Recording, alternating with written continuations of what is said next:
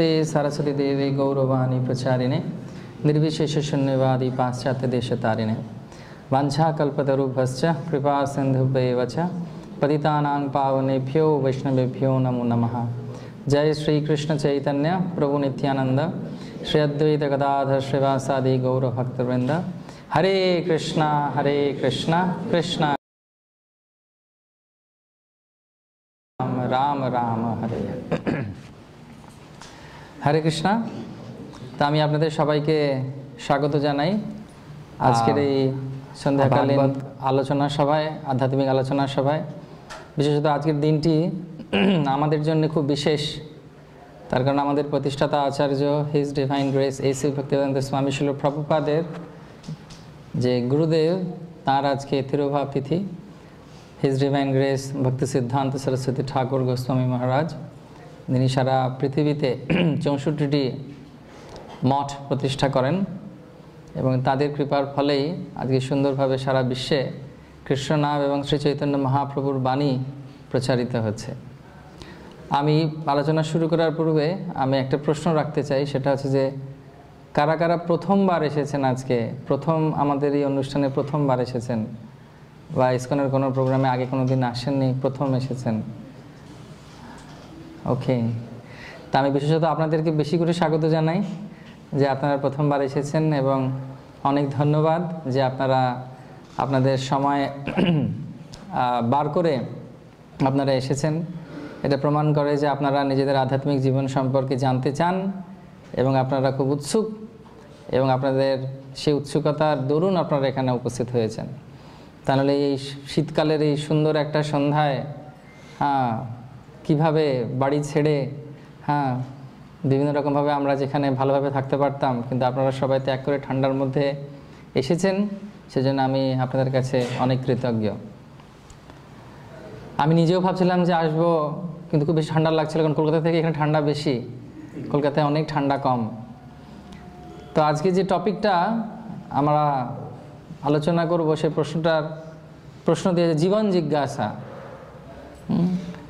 তো টপিক দেওয়া হচ্ছে জীবন জিজ্ঞাসা, জীবনের জিজ্ঞাসা। তো জীবনের জিজ্ঞাসাটি কি? আমি যদি আলোচনা করি বা বিশেষভাবে যদি আপনাদেরকে জিজ্ঞেস করি, যে সাধারণ মানুষকে যদি জিজ্ঞেস করা হয় আপনার জীবনের, প্রত্যেকটা মানুষ জীবনে কি চায়, জীবনের প্রকৃত জিজ্ঞাসা কি, খুব সংক্ষেপে বলতে গেলে, জানি না আপনারা আমার সঙ্গে একমত হবেন কিনা, কিন্তু আমার মনে হয় একমত হয়ে যাবেন যেন আমি উত্তরটা দেব।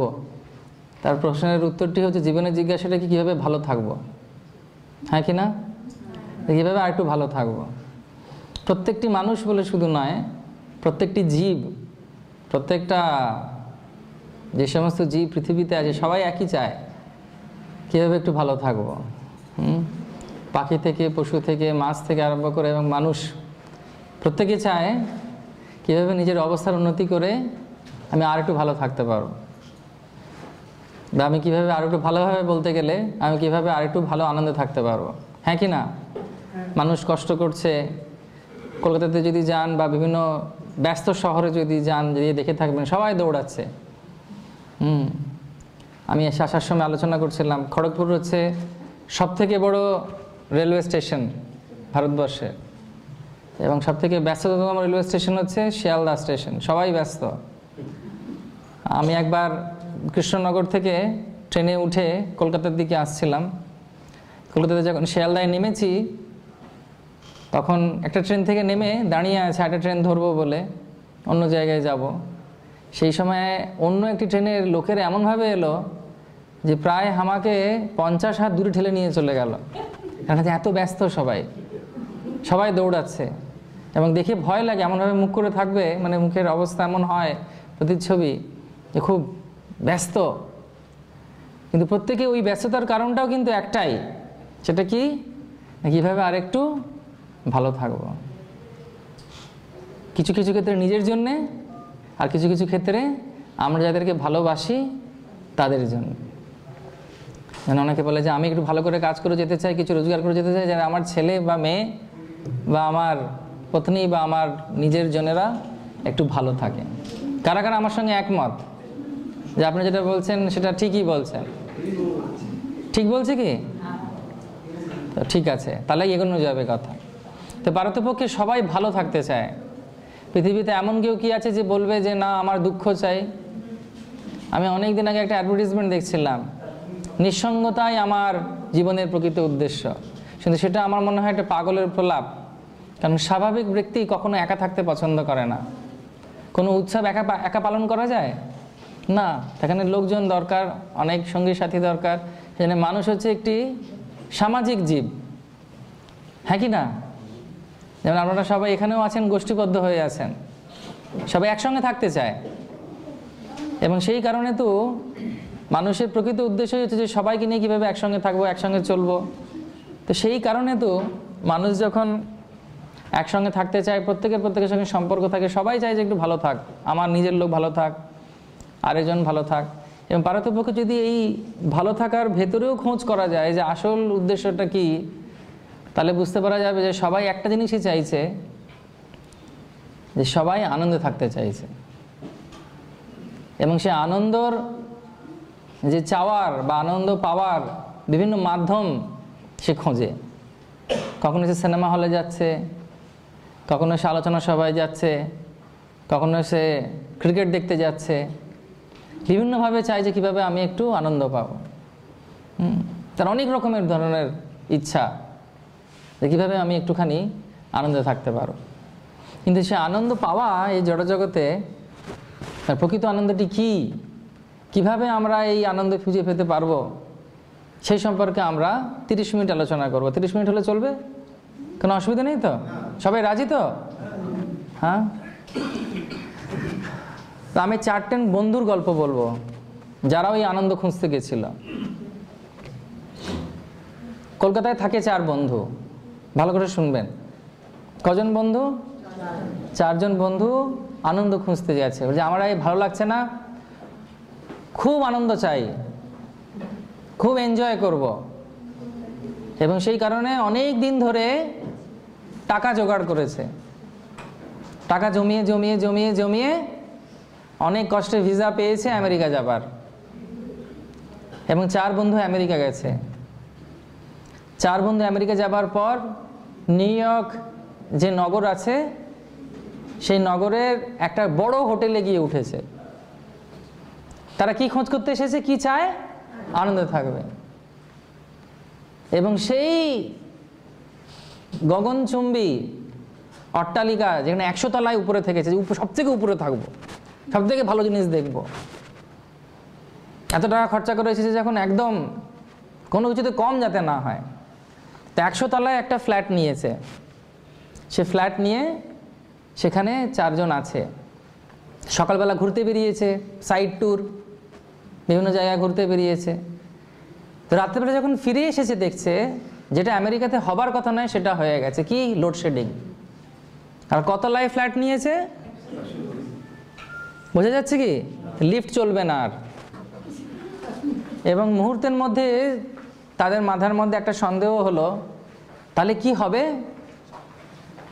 আমার তো অবস্থা খুব খারাপ হয়ে যাবে, আমাদের খুব দুঃখ হবে, কষ্ট হবে, আনন্দ করতে গিয়ে নিরানন্দের মধ্যে পড়ে গেলাম, তো কি করা যাবে?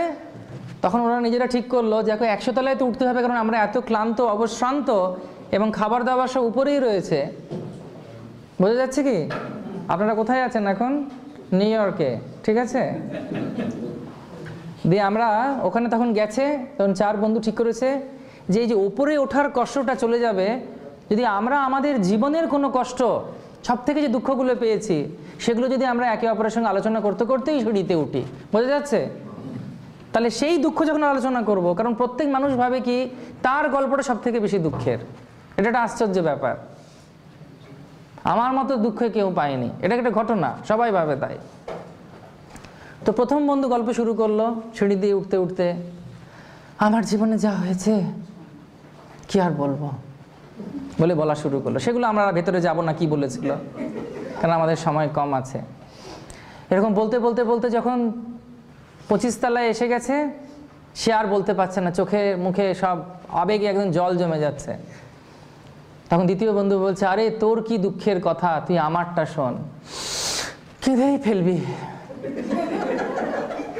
তখন বলছে ঠিক তাই, তাহলে শুরু কর দেখি। দ্বিতীয় ব্যক্তি শুরু করলো। তো 25 তলা থেকে আবার ওরা উঠতে উঠতে উঠতে উঠতে 50-60 তলায় চলে এসেছে। 60 তলায় যখন চলে এসেছে তখন তৃতীয় ব্যক্তি বলছে, তোমাদের এই দুঃখের কথা দুঃখই নয়, আমার যে দুঃখের কথা শুনবে তোমরা এখানেই অজ্ঞান হয়ে পড়ে যাবে। ওরে বাবা, তো সাংঘাতিক দুঃখের ব্যাপার। তোর বলা শুরু করেছে, বলার আগে নিজেই কেঁদে ফেলেছে। তো কিছুক্ষণ পরে সেও বলা শুরু করে করে করে আস্তে আস্তে যখন একেবারে 90 তলায় পৌঁছে গেছে, 90 তলা কি প্রায় 98 তলায় পৌঁছে গেছে, দিয়ে তখন একেবারে কান্নাকাটির অবস্থা। সবাই বলছে সত্যি সত্যি তোর মধ্যে দুঃখের কথা শুনিনি। তখন যে চতুর্থ ব্যক্তি যে বাকি ছিল সে বলছে, আমার দুঃখের কথা তোমাদের শুনে লাভ নেই। তখন বলছে যে না না, এটা কেমন করে হবে, তুমি আমাদের 3 জনের দুঃখ শুনলে, আমাদের সব হাঁড়ির খবর পেলে, তোমারটা না জানলে কেমন করে হবে। তখন বলছে দেখো, আমার দুঃখের কথা তোমরা যদি শোনো তোমাদের কিন্তু সত্যিই খুব কষ্ট হবে, তোমরা কিন্তু সহ্য করতে পারবে না। বলছে না, আমরা শুনবো, বলো। বলছে আমাদের ঘরের চাবিটা একতলায় ফেলে চলে এসেছে।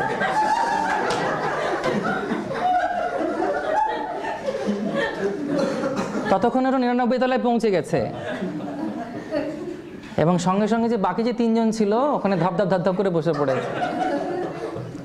কেন আমি এই গল্পটি বললাম, কেনই আলোচনাটা করলাম, কারণ প্রত্যেক ব্যক্তির, মানুষের এখন অবস্থা কিন্তু এই আনন্দের খোঁজ করতে গিয়ে চাবি হারিয়ে যাওয়ার মতো।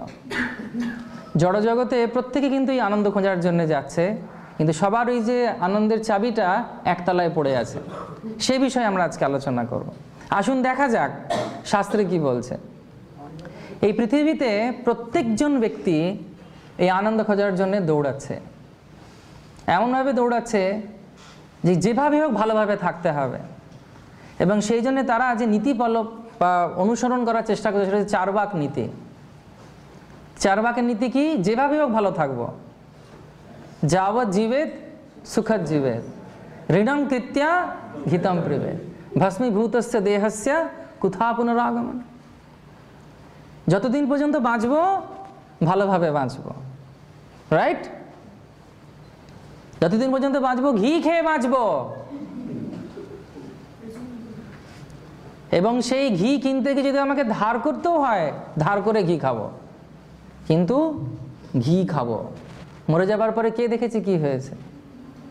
তো সেই জন্য মানুষও এখন দৌড়াচ্ছে সব জিনিসের পেতে। আমরা সবাই দৌড়াচ্ছে ডেবিট কার্ড, ক্রেডিট কার্ড, এবং তার ফলেই কিন্তু যত দুঃখের সূচনা হচ্ছে। প্রত্যেকজন ব্যক্তি এই জড়জগতে এই আনন্দের খোঁজ করার জন্য প্রত্যেক যখন যে বসেও থাকে, সবসময় আমাদের একটা উদ্দেশ্য থাকে যে কীভাবে আর একটু ভালো থাকবো।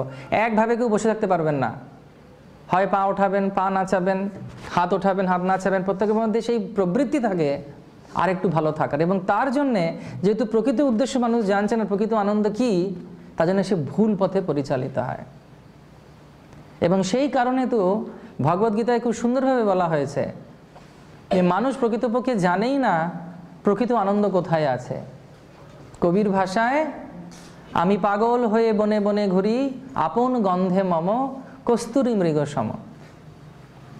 হিমালয়ের প্রত্যন্ত অঞ্চলে এক ধরনের মৃগ পাওয়া যায়, হরিণ পাওয়া যায়। সেই হরিণের পুরুষ হরিণটির যখন প্রাপ্তবয়স্ক হয়, তার নাভির কাছে এক ধরনের রেচক পদার্থ জমা হয়।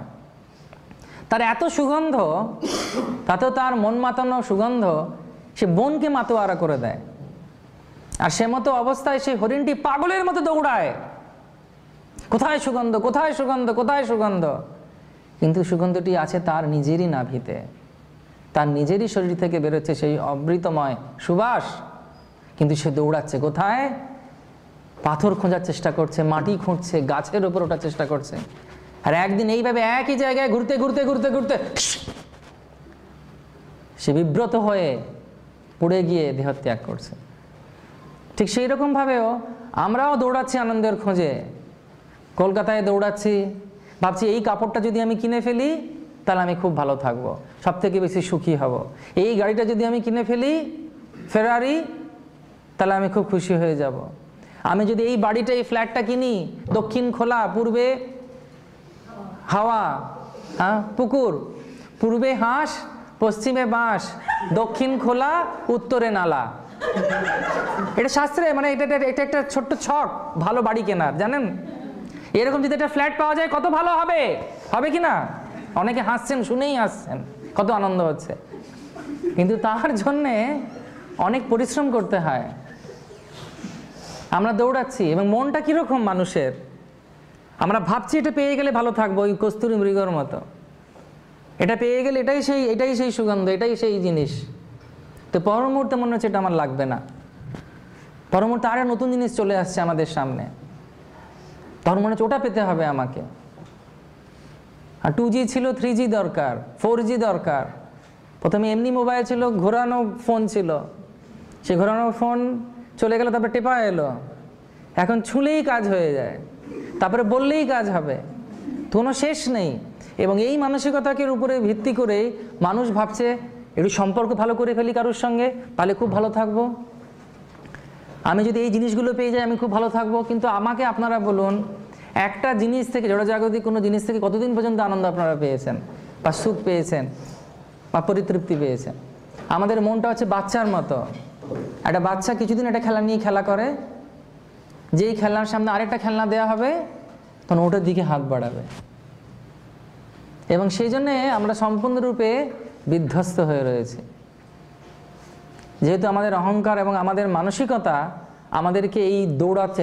আমরা এই মরুভূমির ভেতরে যেভাবে মরীচিকার দিকে মানুষ দৌড়ায়, ঠিক সেই রকম আনন্দ পাওয়ার জন্য আনন্দটা মনে হয় অনেক দূর সুদূর পড়া হতো, এটা পেয়ে গেলে আনন্দ পেয়ে যাব, এটা পেয়ে গেলে আনন্দ পাবো, কিন্তু আনন্দ অনেক দূরে, কারণ আনন্দটা হচ্ছে একটি আধ্যাত্মিক শব্দ। সেজন্য জীবন জিজ্ঞাসার প্রথম হচ্ছে কীভাবে ভালো থাকবো, কীভাবে আনন্দ পাবো। সেজন্য আমাদেরকে বুঝতে হবে যে ছোট আমাদের কবে শেষ হবে।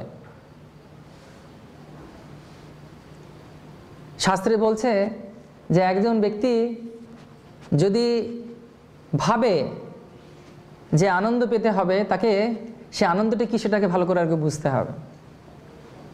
3টে জিনিস দেখে বা শুনে মনে হয় এক, কিন্তু 3টে আলাদা আলাদা জিনিস আছে। একটা হচ্ছে সুখ, একটা হচ্ছে শান্তি, একটা হচ্ছে আনন্দ। আমাদের আলোচ্য বিষয় আনন্দ, কিন্তু আমরা অনেক সময় ভাবি যে সুখ আর শান্তিটাও আনন্দেরই সমান, তাই না? সুখ পেলেই শান্তি হবে, শান্তি পেলেই আনন্দ হবে, শান্তি পেলেই সুখ হবে, কিন্তু তা নয়, শাস্ত্রে তা বলছে না। কারা কারা আপনারা জানতে চান যে সুখ শান্তি আনন্দ কিভাবে আলাদা? সুখ হচ্ছে শারীরিক, সুখ হচ্ছে শারীরিক। যেমন ভোরের দিকে এখন কম্বলের নিচে কেমন লাগে, ভালো যদি বালাপোষ থাকে কেমন লাগে? মনে হয় না ভারী হয়ে গেছে সকালের দিকে, কিছু তোলা যাচ্ছে না, কিছুতেই মনে হয় যেন ওর থেকে বেরোনো যাবে না, ভেতরে কত সুখ রয়েছে। সারা পৃথিবীর সুখ একদিকে, আর আমার কম্বলের ভেতরটা একরকম। সেটা হচ্ছে শারীরিক সুখ। খুব জল তেষ্টা পেয়েছে আপনার সামনে খুব সুন্দর ডাবের জল দিল কেউ, কেমন লাগবে আপনার? খুব ভালো লাগবে, যদি ডাবে অ্যালার্জি না থাকে। আপনার খুব ঠান্ডা লাগছে, আপনাকে চাদর দিল কেউ। আপনার খুব গরম লাগছে, আপনাকে কেউ শীতল কোনো কিছু শরবতের ব্যবস্থা করে দিল। এটা হচ্ছে শারীরিক, সেটা হচ্ছে শারীরিক সুখ। শান্তিটি কি? শান্তিটা হচ্ছে মনের। অনেক দূরের কোনো বন্ধু অনেক দূরে গেছে, ফিরছে না বাড়ি, দেরি হয়ে যাচ্ছে, কালকে আমরা গাড়ি পাচ্ছিলাম না, ফোন করে করে বালাপ্রভুকে পাচ্ছি না, কোথায় গেলেন প্রভু? কারোর অপারেশন হচ্ছে, লাল বাতি জ্বলছে, আপনার নিজের জন, ডাক্তার বেরিয়ে এসে বললো খুব ভালোভাবে অপারেশন হয়ে গেছে, তখন কীরকম লাগে? ওটা হচ্ছে শান্তি। শান্তিটা হচ্ছে কার জন্যে? কিসের জন্যে? জোরে বলতে হবে, মনের জন্য। সুখ হচ্ছে কিসের জন্যে? শরীরের জন্যে। শান্তি হচ্ছে মনের জন্যে। পরীক্ষা দিয়েছে কেউ, রেজাল্টের জন্য অপেক্ষা করছেন, হঠাৎ দেখলেন সবাই দেখতে গেছেন যে ছেলে মেয়ে রেজাল্ট বেরোচ্ছে, আপনিও গেছেন দেখতে, সবাই বলছে এই আমার ছেলে বেরিয়ে গেছে, এই আমার মেয়ে বেরিয়ে গেছে, এই তো এই পারিয়েছে, ওই তো ওই পেয়েছে। তখন মনে হয় যেন আমার ছেলের নাম কোথায়, আমার মেয়ের নাম কোথায়, আছে কি নেই? তারপরে হঠাৎ দেখলেন যে না, খুব ভালোভাবে ভালো মার্কস পেয়ে সে পাশ করে গেছে, তখন কি হয়? সেটা হচ্ছে শান্তি। এবং সেই শান্তিটা কীরকম? সেটা হচ্ছে মনের শান্তি। কিন্তু আমরা আবার মনে করিয়ে দিই আপনাদের যে আমরা কিন্তু খুঁজছি আনন্দ, সুখ আর শান্তি নয়। এবং সেই কারণের জন্যেই আমরা সুখ আর শান্তির মধ্যে সেটা ক্ষণস্থায়ী, এটা সম্পূর্ণরূপে থাকতে পারে না। সবসময় কখনো আমরা সুখে আছি, কখনো অশান্তিতে আছি, কখনো শান্তিতে আছি, কখনো অশান্তিতে আছি। কিন্তু যখন কেউ আনন্দে থাকে তখন কিন্তু সেই যে কোনো পরিস্থিতিতে থাকুক, সুখে থাকুক বা দুঃখে থাকুক, শান্তিতে থাকুক বা শান্তিতে থাকুক বা অশান্তিতে থাকুক, কিন্তু যখন কেউ আনন্দে থাকে তার কাছে সব জিনিসই সমান হয়। তার কারণ হচ্ছে আনন্দটি হচ্ছে কিসের জন্যে? আনন্দটি কোথা থেকে আসে? শাস্ত্রে বলছে আনন্দটি হচ্ছে আত্মার জন্য। আত্মা যখন সম্পূর্ণরূপে খুশি থাকে, আত্মা যখন সম্পূর্ণরূপে কোনো একটি ব্যাপার ঘটলে আত্মাটি খুব খুশি থাকে। এবং সেই সময় যদি আপনি শারীরিকভাবে একটু কষ্টও থাকুক কি মানসিকভাবে দুঃখেও থাকুন, সেটা যখন আনন্দ থাকবে সেটা আপনাকে গায়ে লাগবে না। তা আত্মার জন্য হচ্ছে আনন্দ, সুখ হচ্ছে শরীরের জন্যে, শান্তি হচ্ছে মনের জন্যে, আর আনন্দ হচ্ছে আত্মার জন্যে। এবং আত্মা কখন আনন্দ থাকতে পারে? একজন আত্মার কখন আনন্দ হয়, কখন আনন্দ পায় একজন আত্মা? যখন সে আরেকটি আত্মার সঙ্গে তার সম্পর্ক তৈরি হয়। আমাদের ধর্ম কি? প্রত্যেকটি জীবের ধর্ম কি? আপনাদের ধর্ম কি? किसर धर्म? अपना धर्म की? आपका धर्म क्या है? हिंदू है। और क्या धर्म है? और क्या धर्म है? मुस्लिम। लेकिन वो धर्म नहीं है हमारा। আমাদের ধর্ম নয়। আমাদের প্রত্যেকের ধর্ম হচ্ছে কি? কাউকে ভালোবাসা আর কারোর কাছ থেকে ভালোবাসা পাওয়া। হ্যাঁ কি না? আপনারা কেউ আছেন এখানে যে কাউকে ভালোবাসেন না? বা আপনারা কেউ এখন আছেন যারা ভালোবাসা পেতে চান না? না না, অনেক ভালোবাসা হয়ে গেছে, আর ভালোবাসা দরকার নেই, কোনোদিন কেউ বলবে? তো সেই রকমভাবে আত্মা চায় একজনকে ভালোবাসতে এবং তার সঙ্গে সম্পর্ক তৈরি করতে। যখন সেই সম্পর্ক ভালোভাবে তৈরি হয় তখনই সে আনন্দ পায়। আমি আস্তে আস্তে আসছি, কেন সময়ও হয়ে আসছে। তো সেজন্যে শাস্ত্রে বলছে যে এই যে সম্পর্ক তৈরি করা, যখন আমরা সম্পর্ক তৈরি করি সেটা আমাদের জীবনের অনেক খুব বিশেষ জিনিস।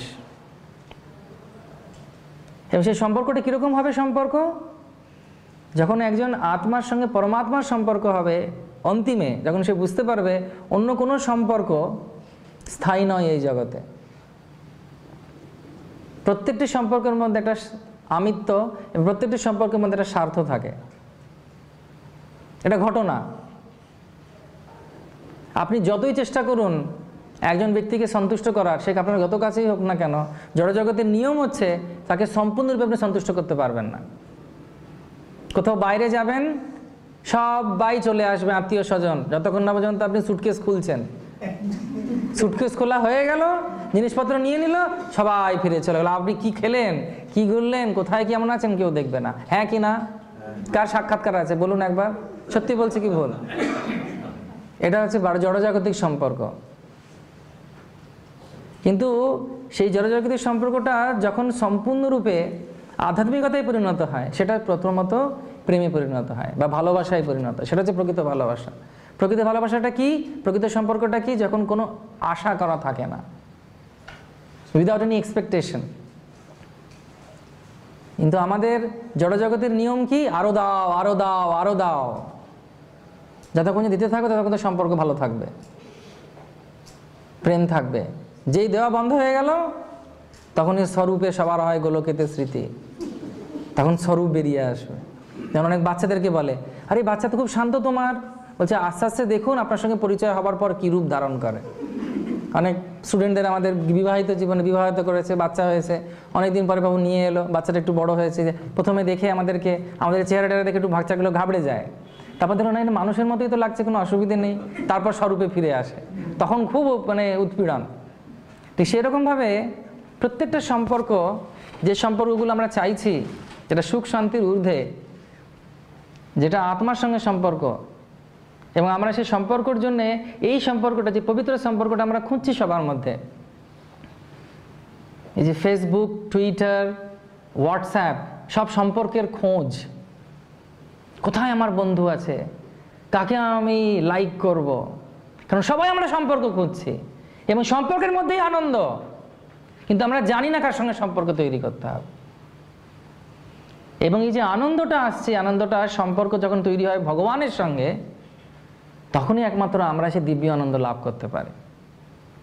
ততদিন পর্যন্ত আমরা দৌড়তে থাকবো, দৌড়তে থাকবো, দৌড়তে থাকবো, দৌড়তে থাকবো, সে হরিণের মতো হিমালয়ের। কোন হরিণ? কস্তুরী মৃগ। কীভাবে ভালো থাকবো, কীভাবে করবো, সব মিটে যাবে। একজন বিশাল ধনী ব্যক্তি, সেও কিন্তু অশান্তিতে ঘুমাবে যদি তার মধ্যে সে ভালোবাসার সম্পর্ক কারোর সঙ্গে না থাকে। আমেরিকাতে, লন্ডনে, ইউরোপে মানুষ মানুষকে ভালোবাসছে না, কিন্তু সে ভালোবাসার যে সম্পর্কটা, কাউকে সেবা না করে থাকতে পারবে না কেউ। যেন কুকুর পোষে, বিড়াল পোষে, তাদের নামে জমি সম্পত্তি দিয়ে দিচ্ছে। ঘটনা। যারা সমাজবাদী, তারা সমাজের সেবা করার চেষ্টা করছে। হ্যাঁ, মা যেরকম সন্তানের সেবা করার মাধ্যমে ভালোবাসার সম্পর্ক তৈরি হয়, ঠিক সেরকমভাবে আমরা যখন ভগবানের সঙ্গে সম্পর্ক তৈরি করব, তখনই একমাত্র সেই সম্পর্কটা স্থায়ী সম্পর্ক। কারণ ভগবান হচ্ছেন অচিন্ত। ভগবান কখনো কাউকে ঠকাবেন না। কিন্তু মানুষেরা কি করে? মানুষ চায় ভগবানকেও ঠকাবার জন্য, কারণ আমাদের চেতনা বা আমাদের মানসিকতা ওরকম হয়ে গেছে। কিভাবে ভগবানকেও ঠকাবার চেষ্টা করে। বহুদিন আগে, আজ থেকে প্রায় 150-200 বছর আগেও, কি বলুন 1000 বছর আগেও নিয়ম ছিল, যে যা রোজগার করবে তার একটা পোর্শন রোজগার করবে ভগবানকে দেবে। কিভাবে দিত? তারা একটা লাইন টানতো নিজের মাঠে, এবং যে অর্থ উপার্জন করতে সে অর্থগুলোকে ওপরে ছড়ে দিত। যেটা সে সরলরেখার ওই দিকে পড়বে সেটা ভগবানের মন্দিরের জন্য সেবা, প্রচারের জন্য সেবা, আর এদিকে যেটা পড়বে সেটা হচ্ছে আমার পারিবারিক বা আমার নিজের জন্য। কিছুদিন গেল, কলির প্রভাব বাড়লো, সে সরলরেখা না হয় একটা গোল হয়ে গেল, একটা বৃত্তাকার গোল তৈরি করত, দিয়ে ওপরে ফেলতো। যে বৃত্তাকারের মধ্যে যতটুকু পড়বে ততটুকু ভগবানের সেবায়, মন্দিরের সেবায়, আর বাদ বাকিটা আমার। বোঝা যাচ্ছে তো? এখন কি রকম? ওপরে ফেলে দেবে, ভগবান তোমার জান এবার নিয়ে নাও, বাকি যা পড়বে সব আমার। বোঝা যাচ্ছে তো? ভগবানের সঙ্গেও সম্পর্ককে তৈরি করতে চায় না, ভগবানকে কেউ ভালোবাসতে চায় না। ভগবানকে সামনে কি চায় না? সওদা করার চেষ্টা করে। সেই জন্য মানুষের এত কষ্ট। সেই জন্য সাথে জীবনে যে জিজ্ঞাসা কীভাবে ভালো থাকবো সেটাও হচ্ছে না। যেমন আমি রিসেন্টলি একটা ঘটনা শুনলাম, একজন ব্যক্তি তিরুপতিতে গেছে। তিরুপতিতে গিয়ে তিরুপতি বালাজিকে বলেছে, সেখানে খুব কমন ওখানে, যে আমি তোমার সঙ্গে বিজনেস পার্টনারশিপ নিতে চাই, আমি তোমাকে পার্টনার করলাম বিজনেসের, যা প্রফিট হবে তা 50% তোমার আর 50% আমার। তখন ওনার স্ত্রী ওনাকে জিজ্ঞেস করেছে যে তুমি কত টাকা আশা করছো লাভ হবে? তখন বলছে আমি আশা করছি 1 লাখ লাভ হবে। বলছি যা হবে তুমি তো 50% দিয়ে দেবে তো? ভগবানকে বলেছে? বলছে হ্যাঁ দিয়ে দেবো। কিন্তু লাভের অঙ্কটা দেখা যায় 1 বছর পর 50,000 হয়েছে। তখন সেই ব্যক্তি বলছে, ও ভগবান তুমি খুব চালাক, তোমার পোর্শনটা নিয়ে আমাকে বাকিটা দিয়েছ, তুমি তো খুব বুদ্ধিমান আছো। কিন্তু সেটা কিন্তু ভগবানের সঙ্গে সম্পর্ক তৈরি করা নয়। তো শাস্ত্রে বলছে যে যখন একমাত্র একজন ব্যক্তি আনন্দের খোঁজ করছে, সে একমাত্র আনন্দ পাবে যখন সে ভগবানের সঙ্গে সম্পর্কিত হবে। কারণ ভগবানের স্বরূপ কি? শাস্ত্রে বলছে ঈশ্বর পরমা কৃষ্ণ সচ্চিদানন্দ বিগ্রহ অনাদির আদি গোবিন্দ সর্বকারণের কারণ। আমরা যে আনন্দ খুঁজছি, যার কাছে আনন্দ আছে সেই একমাত্র আনন্দ আপনাদেরকে দিতে পারবে। যার কাছে আনন্দ নেই সে দিতে পারবে না। কোনো জড়জাগতিক ব্যক্তি সে আনন্দ দান করতে পারবে না আমাদের। কেন? তার ক্ষমতার মধ্যে সেটি নেই। কিন্তু ভগবান যেহেতু স্বরাট এবং ভগবানের স্বরূপ কীরকম, তার শরীরটা তৈরি হয়েছে আনন্দ দিয়ে। আপনারা দেখবেন রাধা মাধবের ছবি আছে, কে গান গায়, কে বাঁশি বাজায়, যে সম্পূর্ণরূপে আনন্দের মধ্যে রয়েছে। আধ্যাত্মিক জগতের যে বর্ণনা করা হয়েছে, সে বর্ণনাটা কীরকম না, সেখানে কেউ হাঁটে না, সবাই নাচ করে, সেখানে কেউ কথা বলে না, সেখানে সবাই গান করে। বোঝা যাচ্ছে? ব্যাকগ্রাউন্ড মিউজিক আসছে গানের হয়তো, হ্যাঁ। সেখানে সবাই গান করে, সেখানে জল, যতগুলো জল আছে সরোবরে সব হচ্ছে অমৃত। প্রত্যেকটি গাছ হচ্ছে চিন্তামণি বৃক্ষ, এবং যতগুলো পাথর আছে ওখানে, সে পাথরগুলো হচ্ছে সব হচ্ছে পরশমণি। কারা কারা যেতে চান সেরকম জায়গায়? কারা কারা যেতে চান? সেখানে কেউ কাউকে হিংসে করে না, হ্যাঁ, কোনো হিংসে করে না সেখানে। সেখানে সবাই সবাইকে ভালোবাসে। এরকম জায়গায় কারা কারা যেতে চান? হ্যাঁ, এই ভালোবাসার কথা শুনে দেখুন সবার হাত উঠে যাচ্ছে, কারণ এই জগতে ভালোবাসার অভাব আছে। আমরা যেটাকে ভালোবাসা বলি সেটা ভালোবাসা নয়। অনেক গান আছে ভালোবাসা নিয়ে, গেয়ে গেয়ে ক্লান্ত হয়ে যাবেন, ভালোবাসা পাবেন না। তার কারণটা হচ্ছে জড়জগতে ভালোবাসা নেই। জড়জগতের একমাত্র আধ্যাত্মিক জগতের প্রতিচ্ছবি হচ্ছে এই ভালোবাসা, সেটা হচ্ছে জড়জগতে। এই জন্য যখন আমরা ভগবানের সঙ্গে সংযুক্ত হব, ভগবানকে ভালোবাসবো, ভগবানের কথা মানব, তখন দেখবেন আমরা সবাইকে ভালোবাসতেও পারছি এবং আমার সঙ্গেও অন্যদের সম্পর্ক খুব ভালো হয়ে যাচ্ছে।